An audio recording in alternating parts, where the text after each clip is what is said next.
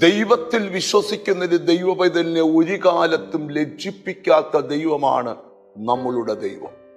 പത്രോസിന്റെ 1-ാം ലേഖനം 2-ാം അധ്യായത്തിന്റെ 6-ാമത്തെ വചനം ശ്രദ്ധിക്കാം. ഞാൻ ശ്രേഷ്ഠവും മാന്യവുമായൊരു മൂലക്കല്ല് സിയോനിൽ ഇടുന്നു, അവനിൽ വിശ്വസിക്കുന്നവൻ ലജ്ജിച്ചു പോകയില്ല. മനുഷ്യർ തള്ളിയതെങ്കിലും ദൈവസന്നിധിയിൽ ശ്രേഷ്ഠവും മാന്യവുമായൊരു മൂലക്കല്ല്. ആ ലേഖനത്തിന്റെ ആദ്യത്തെ വാക്യങ്ങളിൽ നമുക്ക് കാണാൻ കഴിയും, ജീവനുള്ള കല്ലായ ക്രിസ്തുവിന്റെ അടുക്കൽ വന്നിട്ട് നിങ്ങളും ജീവൻ പ്രാപിക്കേണ്ടത്. യേശുക്രിസ്തു എന്ന മൂലക്കല്ലിനെ കുറിച്ചാണ് പത്രോസ് അപ്പോസ്തലൻ വെളിപ്പെടുത്തുന്നത്. നീ ഒരു കാലത്തും ലജ്ജിക്കുവാൻ അനുവദിക്കത്തില്ലെന്നാണ് വചനത്തിന്റെ വെളിപ്പാട്. ലജ്ജിപ്പിക്കത്തക്ക സാഹചര്യം നിങ്ങളുടെ ജീവിതത്തിൽ വരാം. നിന്റെ കുഞ്ഞിന്റെ വിദ്യാഭ്യാസത്തോട് ബന്ധപ്പെട്ട്, നിന്റെ വീടിനോട് ബന്ധപ്പെട്ട്, നിന്റെ ബിസിനസ്സോട് ബന്ധപ്പെട്ട്, നിന്റെ കുടുംബത്തോട് ബന്ധപ്പെട്ട് ലജ്ജിച്ചു തലതാർത്തേണ്ട സാഹചര്യങ്ങൾ മുമ്പിൽ വരുമ്പോഴും ആ സാഹചര്യങ്ങളുടെ നടുവിൽ ഒരു അത്ഭുതത്തെ വിളിച്ചു വരുത്തി, സ്തോത്രം, നീ ലജ്ജിക്കാൻ അനുവദിക്കാത്തൊരു ദൈവമാണെന്നാണ് വേദപുസ്തകം നമുക്ക് തരുന്ന ഏറ്റവും വലിയ വെളിപ്പാട്.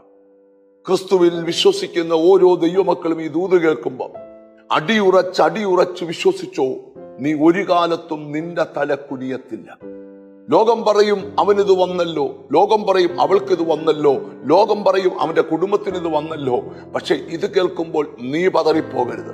നിന്റെ മനസ്സിൽ അടിവരയിട്ട് ഉറപ്പിക്കണം, സാഹചര്യത്തിലല്ല ഞാൻ ജീവിക്കുന്നത്, എൻ്റെ ദൈവം എന്നെ ലജ്ജിക്കാൻ അനുവദിക്കത്തില്ലെന്ന് എന്നോട് വാഗ്ദത്തമുണ്ട്.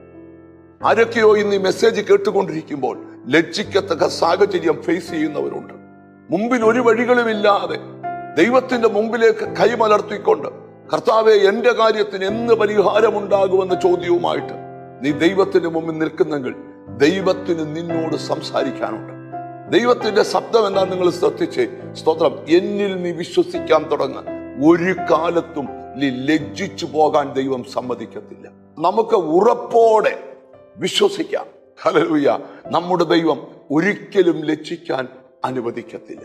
ദൈവത്തിന് സ്തോത്രം. നമുക്ക് അങ്ങനെ വിശ്വാസത്തോടെ കരങ്ങളെ ചേർത്ത് പിടിച്ച് ഒന്നിച്ച് പ്രാർത്ഥിക്കാം.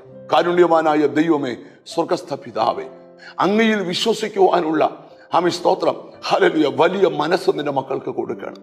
അവർ അങ്ങയിൽ അടിയുറച്ച് വിശ്വസിക്കണം. ഒരു കാലത്തും ലജ്ജിക്കാൻ അനുവദിക്കാത്ത ദൈവം കൂടെ ഇരുന്ന് പ്രവർത്തിക്കണം. എന്നോട് ചേർന്ന് പ്രാർത്ഥിക്കുന്ന മക്കളെ നിന്റെ നാമം ചൊല്ലി പിതാവിന്റെയും പുത്രന്റെയും പരിശുദ്ധാത്മാവിന്റെ നാമത്തിൽ അനുഗ്രഹിച്ചു പ്രാർത്ഥിക്കുന്നു. അവർ അനുഗ്രഹിക്കപ്പെടട്ടെ, യേശു ക്രിസ്തുവിൻ നാമത്തിൽ തന്നെ, ആമേൻ.